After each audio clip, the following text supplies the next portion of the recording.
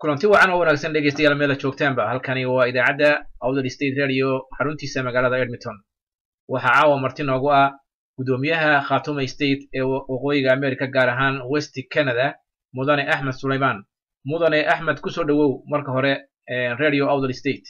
aad iyo aad waa u dhawahay waana ku faraxsanahay maatinka iyo wareysiga Radio Awdal State waxa tahay gudoomiyaha Khartoum State ee gobolka Alberta gaar ahaan magaalada Fort McMurray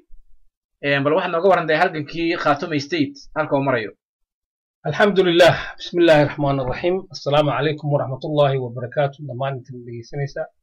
su-aal wacan weeye oo aad iyo aad u wanaagsan halganka Khartoum State laisweydiin maayo cid waliba way aragtaa meesha uu marayo marxaladda uu soo maray waad la socotaa in la dhisay dhowaan madaxweyne ku-xigeen baarlamaankii golihii wasiirada dhammaantood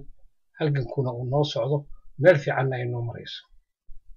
aad baad u mahadsan tahay mudane gudoomiye waxaa kaloo ku weydiinay mudane gudoomiye waxaan ognahay in Allah u naxariistay fanaanadii Soomaaliyeed qaranka Soomaaliyeed ka geeriyootay dilkeedii cid ma loo hayaa ilaa hadda waa la hayaa waanu ognahay waxaan u malaynayaa markii ugu dambeysay aan eegay Facebook 6,500 qof oo daawatay baa ku jirtay waana la hayaa ciddii dishana waa la ogyahay waana ku faraxsannahay hadalka uu soo jeediyey wariye daahir calasow arrintaas waa kii shalay ka hadlayay horeyna waa loo ogaa taasna waa wax Soomaali oo dhan u taala gaar ahaanna reer Khartoum u taala waana la ogyahay aad iyo aad mahadsan tahay mudane gudoomiye su-aasha saddexaad aan ku weydiinay waxay tahay dhinaca kale waxa ka bilaabmay halgan hubeysan dhinaca waxaan ku radaa galbeedka Awdal State oo hogaaminayo suldaanka guud ee beelaha Gadabursi Suldaan Abubakar Cilmi Wabar arrintaas aad u aragtaan idinku se u aragtaan maahe waan ku faraxsannahay waana sugeynay runtiina dee raggu haddee waxayn ku ballamin ay yidhaahdaan waanu ku ballannay waxaan lagu ballamin baa imaanaya dhowr goor baa qoladan beesha waqooyi ay yidhaahdeen waxaanu ku ballannay heshiis dowladnimo cidina kuma ballamina waxaa lagu ballamay heshiis nabadeed calan bay taageen waxay yidhahdeen dowlad baanu nahay dee taasina waxay keentay waxaan lagu ballamino dagaal bay keentay suldaankana waa u hambalyaynaynaa waxaana aad ugu faraxsanaa hubka faraha badane loo geeyey oo ahaa koodii ay xaqa u lahaayeen waa sidii annagana loogu keenay oo kaleeto idinkana waa idin yimid waana soo dhoweynaynaa waana garab taagannahay aad baad u mahadsan tahay mudane gudoomiye dhowaan waxaa jiray qaar ka mid a coqaasha gobolka Awdal oo ka jawaabay Khartoum State oo taageertay suldaanka waxaana markaa ay sheegeen coqaashaasi in reer Khartoum ay ugu baaqayaan reer Awdal inay saaqidaan arrintan maxaad kaga jawaabi lahayd alxamdulilah waxaan kaga jawaabayaa horta reer Khartoum wax ma saaqidiyaan waxbay toosiyaan ilaa maalintii aynu gol Khartoum la baxnay waxun baynu toosinayn horta inagoo dhanba waxa wax saaqidinaya ninka guri uusan lahayn jooga guri uusan lahayn ka hadlaya waxaan leeyahay waxaan odayaasha leeyahay reer Awdal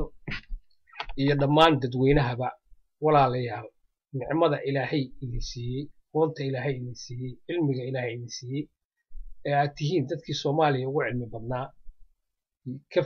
ka faa'iideysta annagana nooga faa'iideeya laakiin yayan dhicin nin adiga kula mida oo kula khayra oo ka cilmi badan tahay oo ka aqoon badan tahay inuu adiga kugu maamulo gurigaaga iyo dhulkaaga iyo maalkaaga taa ha yeelina xaqa waxa ku taagan suldaanka nasiib baad leedihiin suldaankiini baa idin horgalay mar haddii suldaanki idin horgalena ka harine ku dadaala waana xaq waxaad ku taagan gabdhaha reer Awdal waxaan leeyahay gabdhaha Soomaaliyeed halgamayaal bay ahaayeen waana kuwii calanka iyo ciidda iyo waddankaba u dadaali jiray waxaan idin leeyahay dadaala oo ragga kii aan rabin nolosha iyo calanka ka saara guriga waxaan kaloo halka ka sheegayaa kan hubka inoo soo dirayo hubka inoo samaystay ee lagu taageerayo waxaaba inooga daran kan inoo soo socday la yidhaaha Faysal kaasi intusaynu soo gaarin baa dani inoo tahay inaynu inagu dalkeenna iyo gurigeenna maamulano sababtoo ah nin aan isaguba carruurtiisaba kala garanayn meelay jiraan nin baa waxaa la yidhi dhegtaadii maaday gacanta bidix buu qaaday markaasuu wuxuu qabsaday dhegta midig waa runtiis dhegta isagaa leh laakiin waxaa fiicnaan lahayd inuu qabsado hadduu gacanta bidix qaaday dhegta bidix marka barkaasina intuusayna soo gaarin waxaan oran lahaa nimanka Hargeysa jooga orda guryihiina aad carruurtiina difaacda waxaan kaloo halkan ku darayaa qolyaha la jooga kuwa ag fadhiya ee u nacamlaynaya meel kastaba ka yimaadeen waxaan oran lahaa wax meesha yaalla oo horta hadda loo fadhiyaa maba jirtaba xogaagii meelaha laga soo turtuuri jirnay albaabada loo soo xiray shalay oo ugu dambeysay wiilkan gudihiisana waa tii Jabuuti lagu wada hadlo waynu ognahay wixii la yiri dadweynaha noo sheegina laakiin waxaanu nahay state ka tirsan Soomaaliya oo qoraal hayaa marka waxaan la idinku akhriyaa kama jiray kuwii meesha u dhashay waxba hayne oo meesha iskaga taga meel kasta aad ka timaadaan ama khaatimo ka imaada ama awal ka imaada ama maakhir state ka imaada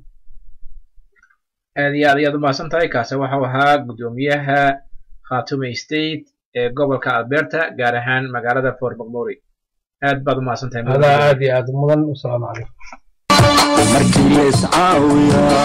codkaagu awood helaa cisigu kugu meel noqda daruuruhu ay ku cirtaa markii iscaawiya codkaagu awood helaa cisigu kugu meel noqda daruuruhu ay ku cirtaa